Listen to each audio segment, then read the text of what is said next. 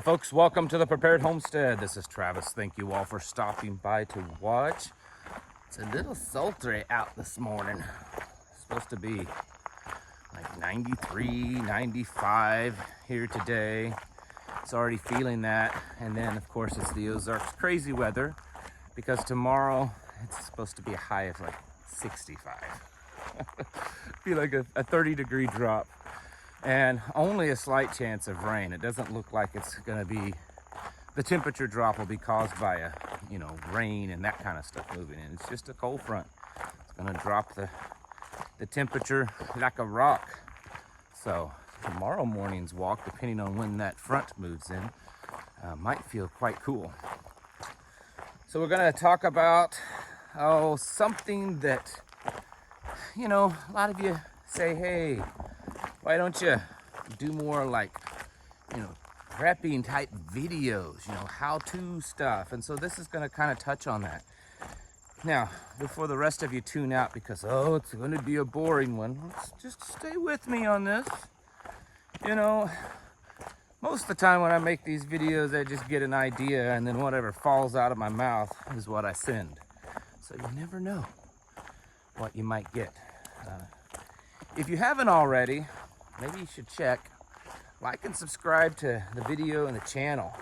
And it's the way that you can be updated on when I post something new so that you can listen to my crunching with the green screen behind me. All right, so today we want to talk about this is gonna get you killed if you ain't got it right. And no, I'm not giving you a sensational title. It's really true. And what we're talking about is medical. All sorts of medical stuff. Preppers are usually pretty good at stocking up on food, at putting away the lead and the brass and the big old boomsticks, even things like fuel and tools like chainsaws and stuff like that. Preppers are usually pretty good at that, but one thing that we lack is having enough supply and knowledge of medical. A little Walmart $19.95 or $29.95 first aid kit is not good enough. Do not rely on that. Medical supplies should be something that just about every time you go to a store, you're picking up something. You get into the habit of that, and they're cheap. So even if you don't have a lot of money, you can probably afford a little box of Band-Aids or something. And if you create a habit like that you just know every time you go grocery shopping, every time you go to pick up this or that, you're going to pick up some kind of medical item. You can stock up pretty good. Of course, there's places that you can buy it in bulk, and there's nothing wrong with that. But I'm just saying, the reason is because I don't think that most Americans fully realize how I hate to use this word, but I guess that's what we'll use, privileged that we are to live in a country that we don't have to worry as much. I mean, certainly we have doctors and hospitals and clinics and every sort of medical facility imaginable that can take care of us at a moment's notice. I mean, if you needed something done today, you may not be able to get into your doctor today, but if you looked around, I bet you could get into a doctor to look at whatever problem you have. And on top of that, we have very sterile, clean medical facilities. The water that you drink is almost always super clean and not gonna harm you. There's not a lot of random diseases floating around other than the ones that some people created in the lab, as compared to other countries where they're dealing with, rabies and all these other, things that we kind of eradicated here decades ago. And it's because we're a first world modern nation, right? I think many of us forget that, even though those that served maybe in the military in other countries, while you probably saw it in different places, being that you were in the military, your level of medical care and treatment was far superior than theirs, so you may not have actually felt it too much. So probably the majority of you, while you may kind of have an idea of what I'm talking about, you haven't personally experienced living in a world with little to no quality medical care. This is something that could very likely happen here in the United States. A collapse of our medical system. Very, very real. And I don't think most people quite have wrapped their heads around how serious that's going to be for us. We need to have ample medical supplies. Lots and lots of stuff for wound care, because here's the other thing. It all starts hitting the fan, and regardless of the scenario, if the grid goes down, or if it becomes too unsafe to leave your home, or you're really completely surviving off of your property because the food supplies collapsed, or if the violence increases and you're on a daily basis constantly defending yourself, or kind of worried and on guard, the odds of you becoming injured drastically increase.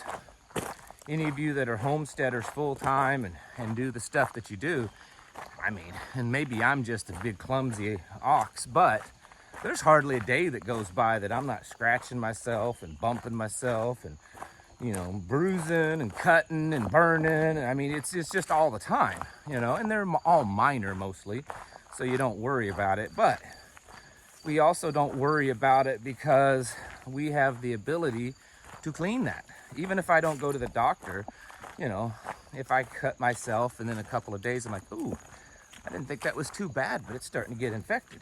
I have things to take care of it right here on the homestead, and I'll be fine. But when, I just walked into a whole cloud of gnats. Once the doo-doo hits the fan, if you don't have those supplies already, you may not have access to them at all. And that's going to be a problem for you, because that little scratch or cut that you didn't think was too bad could kill you very easily. When you see human mortality rates, this has always been something that it's a little pet peeve. It irritates me. You see these human mortality rates back in the past in ancient man, when they're like, oh, humans only live to be 35 years old. That's not true at all. It's not true at all. There were plenty of people that lived into their 70s and 80s and beyond. But because people often died young, it dropped the average age down into like the 30s. Didn't mean that no one lived to be old. It meant that there were a lot more people dying when they were younger, and they were dying because of wars and hunting and accidents and stuff, and they didn't have a way to take care of infections. And so that's why you had this, very low life expectancy age. That could very well happen again in our lifetime, and we have to prepare against that. Not just with bandages and ways to clean, but also medicines. And I know that's going to be the harder one, and I'll get to that in a second. But the first thing is, and I've said this long before I started this channel. Before I ever started this channel, I was into preparedness for many, many years, even before Y2K. I mean, I had stuff stocked up before Y2K hit, for those of you old timers. And I've spoken at other events and meetings, and I've always advocated that every prepper should be an herbalist. Every one of them. You don't have to be a master herbalist, but you need to be an herbalist. You need to know what grows around you and what it can be used for. Because if you think you're going to stock up on enough pills and cough syrup to ride out the eternity, you're wrong. So you need to know that. That's number one. Number two, you can stock up. I'm not going to get on here and tell you this with absolute certainty, but there are documents, if you dig around online, and studies that's been done that indicate prescription medications, the vast majority of the time, don't really go bad, as in they become toxic or something like that. There's only a few that do. The vast majority of over-the-counter and prescription medications, over time, if stored properly, they just start to lose their potency a little at a time, meaning that you would just have to take more. Man, these gnats this morning love me. They won't leave me alone. So you can stock up as much as you can on over-the-counter meds. Prescription meds, of course, are harder. There are ways, sometimes you might find a doctor that's sympathetic to the cause and will write you prescriptions. If you're planning on getting them through insurance, that could be the problem. Insurance companies typically won't fill a prescription that's more than a 90-day prescription, and they won't fill another 90-day prescription until the 90 days for the first one is passed. So you may have to pay out of pocket. There's also companies, they keep calling me and emailing me, wanting me to promote them. And it's not that I think they're a bad thing. I don't like feeling like a salesperson all the time. But I think it's called Jace Medical. You have to pay it's not cheap, but I think it probably is worth it with what you're getting. And one of their doctors, like over the phone or something, will write you a prescription and then send you a bunch of antibiotics, and you pay for it. There's other ways that you can do that. You can go to Mexico and maybe even order things from Mexico. The point is that you might have to be creative, especially depending on what you're trying to get. Antibiotics are easy. You can go to a local farm store or pet store and find them. Other things can be a little bit more difficult. The point is you need to be stocking up on them as much as you possibly can. And if you can't get the prescription medications like you want, then you need to be researching what potential herbal alternatives are there. Then you need to be pretty organized about this. I would advise getting you some training, if at all possible. If you could take an EMTB class, that would be really good. You're not going to be a doctor, but you'd have quite a bit of knowledge. If not, talk to people that you know, see if they'll teach you. Make sure you have medical books, field medical books.